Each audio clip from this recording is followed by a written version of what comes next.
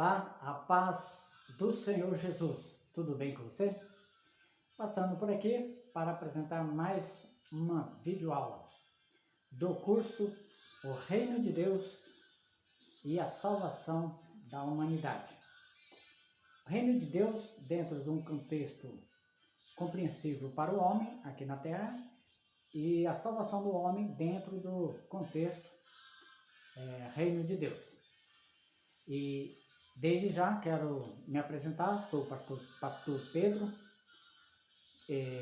fundador, criador da comunidade Demirape e também sou o administrador da comunidade Demirape nas páginas do Facebook. Quero agradecer você que nos assistiu até aqui, que está participando desse vídeo e pedir de uma forma carinhosa que nos ajude compartilhando esse vídeo para alcançar mais vidas. Assim você vai estar fazendo o ID do Senhor Jesus. Peço também que você se inscreva no canal do YouTube. No canal do YouTube nós poderemos também estar alcançando mais vidas. E dizer que você faz parte da nossa família, da comunidade Demirape. Amém? Que Deus abençoe você e sua família, hoje, amanhã e sempre. Ok? Nós, na aula anterior, começamos a falar a respeito do pecado secular. Nós não concluímos, né? Na aula passada, não concluímos porque nós entramos num assunto que requer de nós uma profunda atenção, que se trata de Abraão em relação ao pecado adâmico e o pecado secular. Então, nessa transição, em relação ao sacrifício de Cristo, em relação à graça, em relação à fé e à aprovação de Abraão por meio da fé e a justificação de Abraão por intermédio da fé, nós vamos entender nesta aula uma questão, uma diferença em relação, mesmo ele tendo sido justificado pela fé, e a necessidade do sacrifício de Jesus Cristo para ele alcançar também a salvação assim como nós, e como isso se deu, e nós vamos aprender através desta aula, ok? Vamos lá? Nas aulas anteriores, nós falamos a respeito do reino de Deus, simbolizado por um delta, que é o mesmo que um triângulo, que também é representado como uma pirâmide. O governo está no topo e na base está os súditos e aqueles que são subordinados a quem está no topo. Todo o sistema de governo, né, tem essa formação. Aqui nós temos a linha que representa a visão da onisciência de Deus, ou seja, a visão atemporal de Deus. E aqui nessa linha azul representa a eternidade. Esses dois elos, esses dois círculos, é um só. Como está cada um na ponta da visão de Deus, que é a visão atemporal, a visão da onisciência de Deus e a eternidade, então está ligando como se fosse um paraíso de uma forma paralela. Estando os dois existindo um só, mas ao mesmo tempo numa visão ampla de Deus, no passado, no futuro, no começo e no fim. E aqui nós temos nessa linha representada por traços o pecado adâmico. Adão estava dentro do paraíso e quando ele pecou, ele foi destituído da glória de Deus, ele saiu abaixo, ele está abaixo da linha da eternidade. E Adão então ele caiu, perdeu o direito de vida eterna e foi destituído da glória de Deus. E aí, ligado na linha que representa o pecado adâmico e o pecado secular, que existe uma pequena diferença, mas todos são pecado e o pecado distorce o homem de Deus, nós temos aqui essa linha que representa o pecado secular, e nós apresentamos na aula passada. E dentro desse contexto pecado secular, nós vamos trazer agora, falando a respeito do pecado, né, a respeito da vida de Abraão.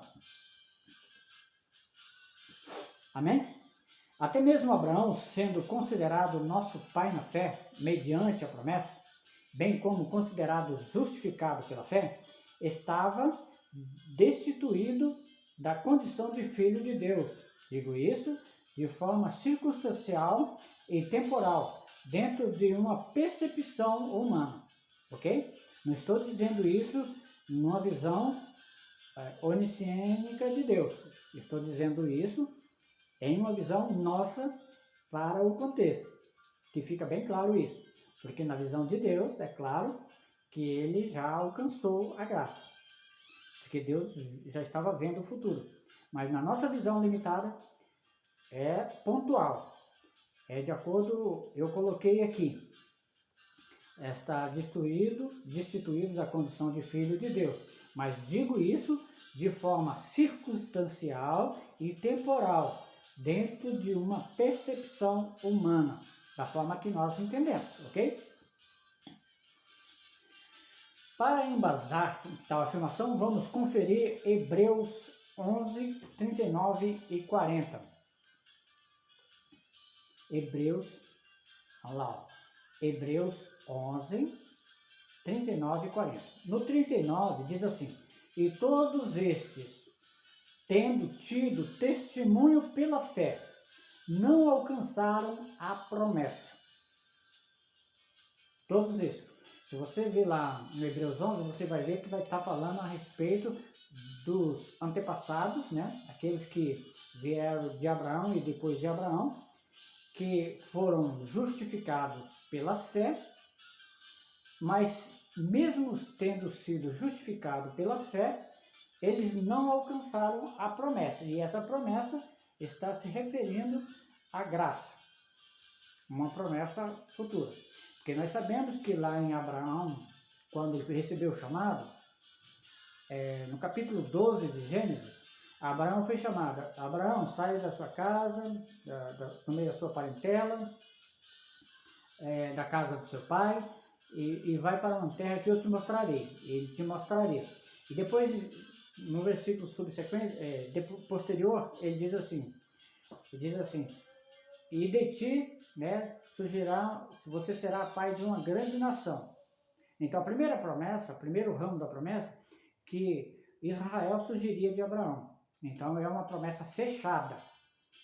De ti sairá uma grande nação, dos seus lombos. A promessa foi para Abraão. Lá na frente nós sabemos que ele conseguiu arrumar alguns arranjos para poder cumprir essa promessa, e Deus não permitiu. Que seria dele, dos seus lombos, do seu DNA, a promessa. Dele e de Sarai, que depois recebeu o nome de Sara. E Abraão tinha o nome de Abrão, que é homem sem filho. Depois recebeu o nome de Abraão, que simboliza o homem de muitos filhos, ou pai de uma grande nação, pai de muitos filhos. Então, a linha da promessa abriu em dois elos, em dois leques. Digamos assim, o primeiro foi fechado, que Abraão seria o pai de Israel.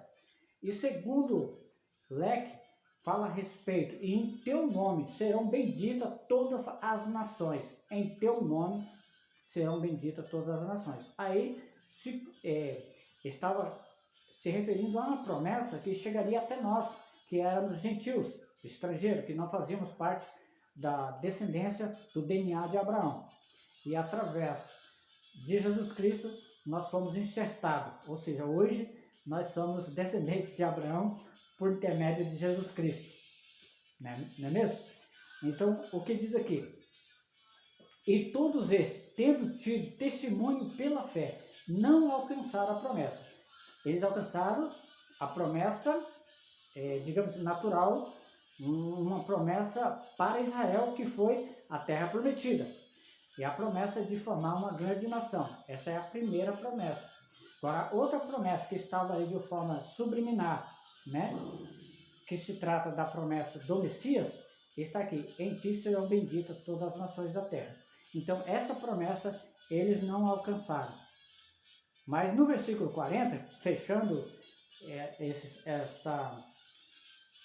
essa situação, porém, digamos assim, eu estou dizendo, provendo Deus alguma coisa melhor a nosso respeito, para que eles, sem nós, não fossem aperfeiçoados. Olha só, provendo Deus alguma coisa melhor a nosso respeito, para que eles se tratando de Abraão e todos aqueles que vieram depois de Abraão, né, que foram, receberam a justificação por meio da fé, está se referindo a todos, lá no livro de Hebreus você vai conferir, todos que receberam, foram justificados por meio da fé. Então está dizendo a respeito deles, ó, para que eles, sem nós, depois de Cristo, né, sem nós, está se referindo a todos após Cristo, não fossem aperfeiçoados, que eles teriam que esperar o cumprimento, a consumação do sacrifício de Jesus Cristo na cruz do Calvário, para assim validar, né, aquilo que a justificação pela fé. Ou seja, é como se tivesse feito, digamos assim, Abraão fez uma faculdade. E aí ele terminou, né, a sua formação e aí ele foi aprovado. Só que lá na secretaria não estava pronto ainda o certificado. Aí ele teve que aguardar um determinado tempo. Esse ficou pontual, igual eu falei logo no início, pontual. Ele recebeu uma pausa, descansou, está aguardando, mas mesmo estando pausado, aguardando, dentro da visão de Deus, que é uma visão da onisciência, visão atemporal, ele agora, Jesus veio, escreveu ali, digamos ali, a aprovação, o diploma de Abraão, daquilo que ele havia sido aprovado, justificado pela fé. Aí Jesus, com seu sacrifício na cruz, ele assinou embaixo, dando para ele o certificado de aprovado. Mas dentro do mesmo tempo, na nossa visão, está separado, mas na visão de Deus, como ele é atemporal, então não está separado na visão de Deus, ok?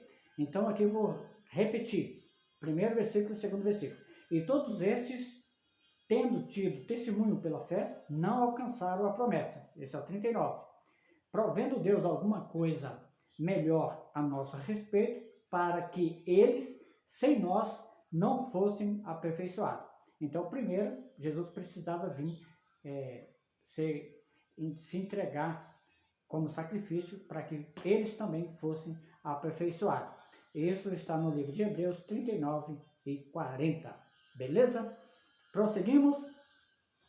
No entanto, para melhor compreensão, digo, este fator ocorre dentro da compreensão e da limitação humana. Haja vista que, dentro da compreensão divina, né, de Deus, os mesmos, por terem obtido o crédito mediante a fé, eles consequentemente alcançaram o mesmo plano que nós, mediante a aprovação de Deus, por intermédio do sacrifício de Cristo e através da aprovação de Deus, ok? Uma vez em que Deus é onisciente, onipresente e onipotente, consequentemente a sua visão é atemporal. E esse fator coloca o conhecimento da remissão dos justificados pela fé creditado no sacrifício de Cristo mesmo antes do ter ocorrido. Isso que eu havia falado. Então, como a visão de Deus é atemporal, né, é diferente da nossa, então, mesmo o sacrifício não ter tido acontecido ainda, não ter havido acontecido, digamos assim, não aconteceu, então, mas mesmo na visão de Deus, Deus já deu crédito, porque na visão de Deus já tinha acontecido, porque a visão de Deus é atemporal, ok? Ficando por aqui, quero agradecer você por ter assistido até aqui, participado conosco, que Deus abençoe você ricamente. Pedindo carinhosamente que compartilhe esse vídeo para que alcance mais pessoas e também se inscreva no canal do YouTube, nos ajude a comunidade Demirap a alcançar mais vidas. Este é o propósito da comunidade Demirap, resgatar almas pela internet, ok? Você que faz parte da comunidade Demirap, é uma honra, é um prazer poder compartilhar conteúdos que têm o mesmo propósito, ok? E que Deus abençoe você hoje, amanhã e sempre. E até a próxima aula. Um abraço da comunidade Demirap.